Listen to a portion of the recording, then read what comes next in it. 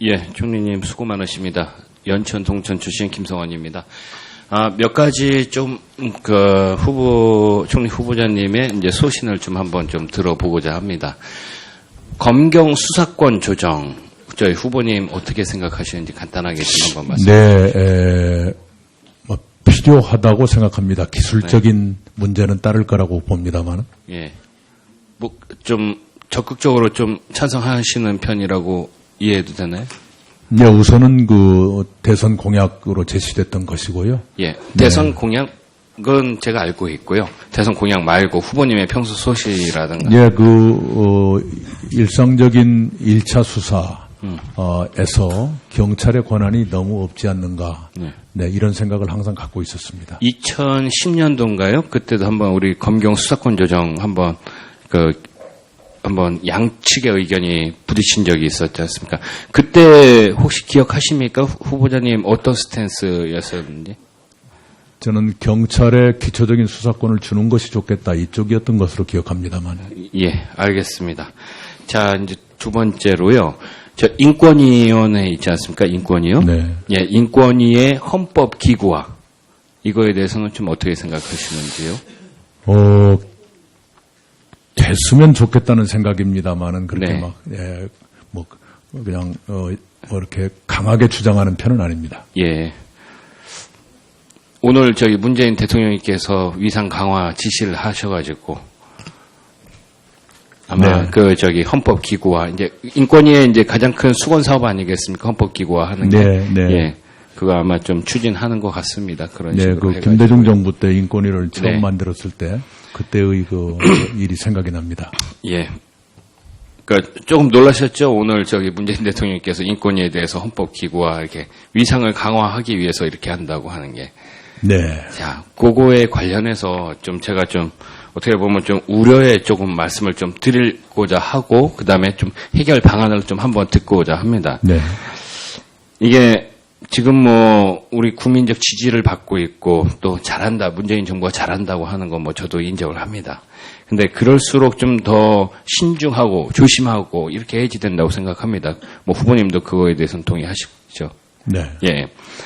자, 근데 이게 자꾸 이제 항상 법과 원칙에 의해서 진행이 돼야지 되는데, 참, 그런 것이 약간 좀 간과되는 그런 경우가 있습니다. 예를 들어가지고, 물론,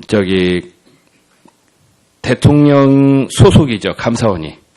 그래갖고 그러니까 대통령 소속이긴 하지만은 독립성을 가지지 않습니까, 감사원은. 네. 그러면은 직무에 관해서는 지시를 하면 안 되는 거지 않습니까, 독립성을 가지기 위해서요. 네. 근데 그게 업무 지시 사항으로 나왔다 그러니까 작은 거서부터 이게 조금 무너지기 시작하면은 나중엔 좀 걷잡을 수 없지 않습니까? 네. 또 두 번째는 사실 이제 그렇습니다. 현직 법관이 또 행정직의 고위직으로 가는 경우. 참 이것도 어떻게 보면은 지금 더불어민주당 야당 시절에 많이 비판했던 그런 것 중에 하나거든요. 자, 그러면 일종의 이런 정부의 일방 통행식 지시 형태의 업무 추진 방식을 총리 후보께서는 총리가 되신다고 하면은 바꿔야지 됩니다. 그것이 진정 국민을 원하는 책임 총리로서의 역할이라고 생각하는데 이런 부분에 대해서 어떻게 생각하시는지 간단하게 네, 말씀해 주십시오. 법치주의 또 제도에 의한 행정 이런 것을 빨리 제대로 갖춰야 한다 이렇게 생각합니다.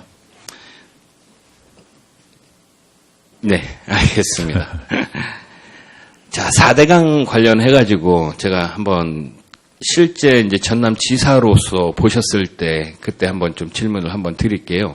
지금 이제 4대강 정책, 지금 이제 문재인 대통령께서 정책 감사 지시를 내신 거는 4대강 사업을 이제 시행하게끔 하는 그런 의미에서 이제 정책 감사지 않습니까? 네. 자, 그러면은 그렇게 해서 이제 보호를 만들어가지고 이제 보를 만들어서 봤을 때 4대강 사업의 효과에 대해서 수량 부분에서는 풍부해진 경우는 있지만 수질 부분에서는 많이 악화됐다 이렇게 어저께 답변을 하셨거든요. 과연 물론 수량이 그러니까 흘러가는 그러니까 유량 자체가 없으면은 농도가 높아지는 건 맞습니다. 올라가게 되는 거죠. 근데 그것이 보만에 또 보를 철거를 하고 흐르게 한다고 해가지고 해결되는 문제는 아닙니다. 제가 봤을 때는. 제가 그 전공을 해서 알고 있거든요. 그러니까 우리가 모든 한 면만 봐가지고 보만 철거하면은 4대강 사업은 잘못됐고 보만 철거하면 수질은 깨끗해질 것이다. 정화가 될 것이다. 흐르는 물은 썩지 않는다. 그렇게 되진 않습니다. 정부에서는요, 그렇다 치더라도 정확한 이런 사실들을 우리 국민들한테 좀 알려줘야지 된다. 환경부에 훌륭하신 분들 많으니까 국립환경과학원이나 이런 분들 좀 통해가지고 이런 것들로 같이 포함이 돼가지고 우리가 이제 정책 감사, 4대강 사업에 대한 정책 감사 했을 때 말 그대로 제도나 시스템에 대한 그런 감사가 돼야 되지 않을까. 요즘 좀, 많이 좀 생각을 많이 해주시길 좀 부탁의 말씀드리겠습니다. 네, 옳은 말씀이시고요. 이런 분야야말로 그 위안부 합의에 나온 것 같은 불가역적인 네.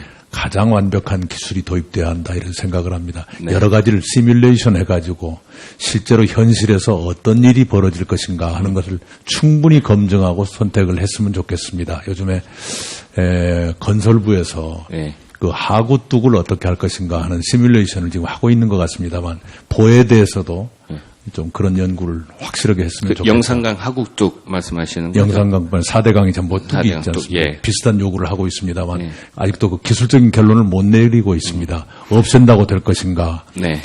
그대로 하면서 어떻게 할 것인가? 요즘 최근에는 부분 통수론도 나오고 있습니다만 네.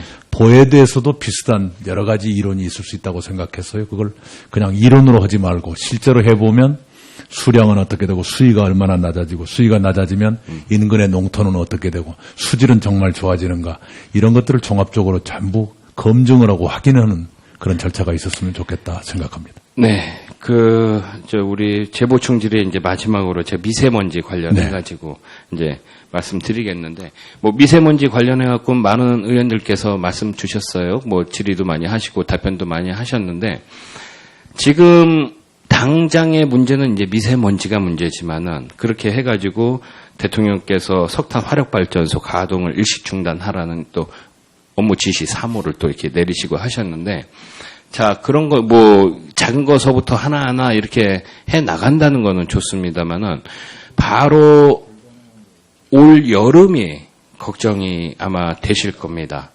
지금 일기예보상으로는 올해 여름이 최악의 폭염이 예상이 돼 있고, 그렇게 되면은 전기 수요량이 최대 요구량이 될 텐데요.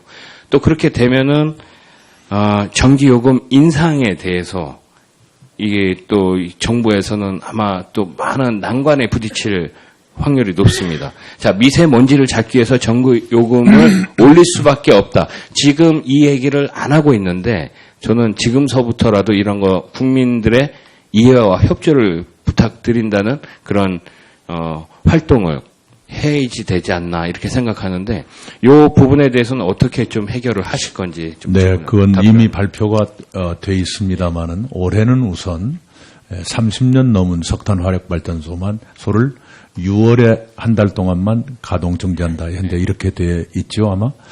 그리고 거기에서 거기에 따를 전기 생산량, 발전량의 감소는 감당할 만하다고 한전이 보고 있고요. 그리고 올여름에 전기요금 인상 요인이 생기지만 그것은 한전이 흡수하겠다 이렇게 발표가 되어 있습니다.